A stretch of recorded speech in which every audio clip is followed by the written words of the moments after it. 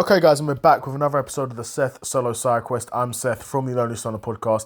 In this episode, we're going to be talking about Devin Haney making his return to boxing against Jose Ramirez.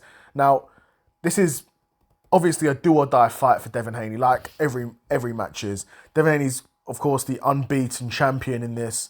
He's 31-0, and of course, coming off his most recent fight against Ryan Garcia, where Ryan Garcia, beat him on paper, but then failed the drugs test and the fight was overturned.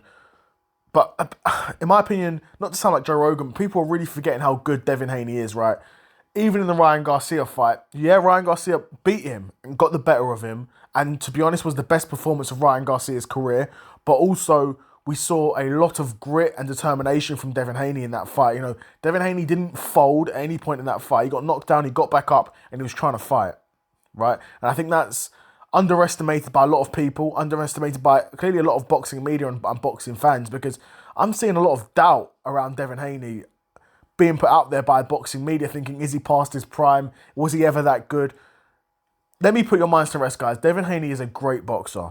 He is a great boxer. He's a dude that has been pro for a very long time now, got a lot of pro experience despite his young age, has fought a lot of top guys, beat a lot of top guys too, and is, despite, whether he should or whether he shouldn't be, he's still unbeaten, right?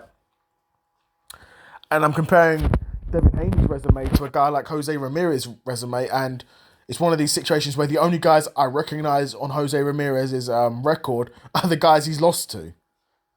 He lost to Josh Taylor and lost to Arnold Barboza Jr. To be fair, the only guys he's lost to were, at the time, undefeated guys as well. I'm sure Josh Taylor was a champion. I'm sure Arnold Barboza may have been a champion as well.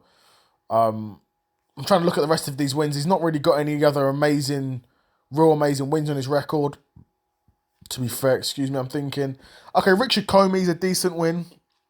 But outside of that, not a ton of great victories for Jose Ramirez here. But people are really forgetting.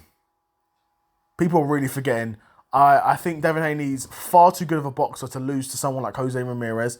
Far too much boxing IQ. Now, Devin Haney's not the perfect boxer. Like we saw in the Ryan Garcia fight, there are some things that if you can get after Devin Haney and land the right shots on him, you've definitely got a chance. But we all know the speed that Ryan Garcia has, it's damn near unparalleled. Right? Ryan Garcia is one of the fastest punchers we've seen in a very long time.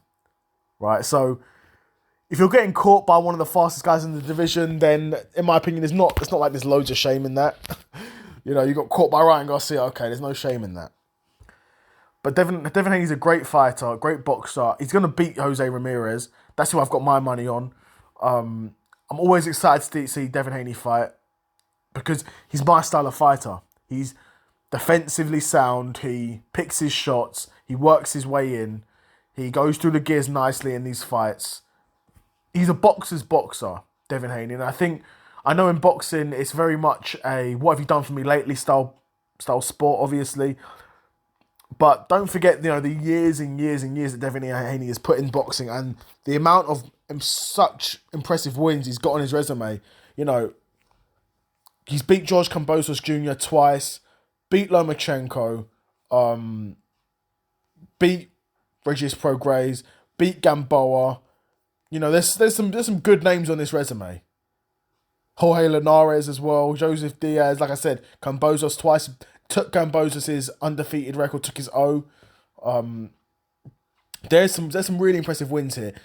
Obviously, early on in his career, not a ton of great wins because that's boxing. You get built up, you have to work your way through these guys.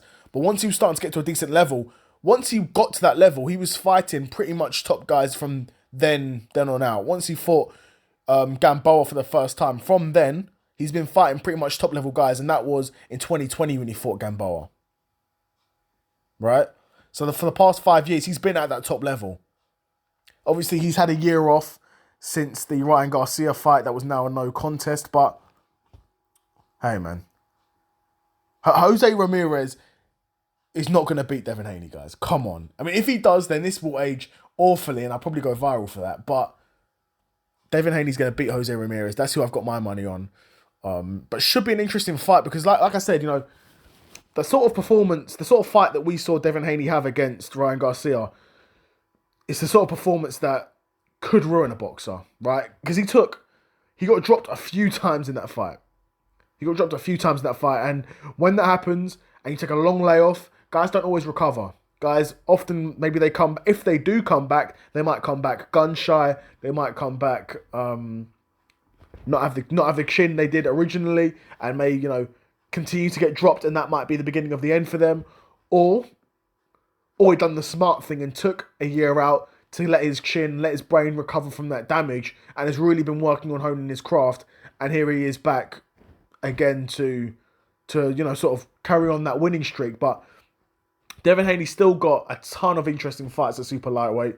The Teofimo Lopez fight has got to be up there. Obviously, the winner of Ryan Garcia v. Rolly Romero, the winner of that. And to be fair, he could fight both. Even if Ryan Garcia loses that fight against Devin Haney is still on the table for sure, right? But yeah, it's going to be an interesting night when Devin Haney fights. I think he's going to win. That's what I've got my money on. But yeah, I'd be curious to know what you guys think. Who do you think is going to win that fight? You think Jose Ramirez is a sleeper and he's got a chance of beating Devin Haney? Or do you think Devin Haney sort of walks through him? Be curious to know what you guys think. Another episode of the Seth Solo Side Quest, and I'm in another episode in the bag, and I'm out. Peace.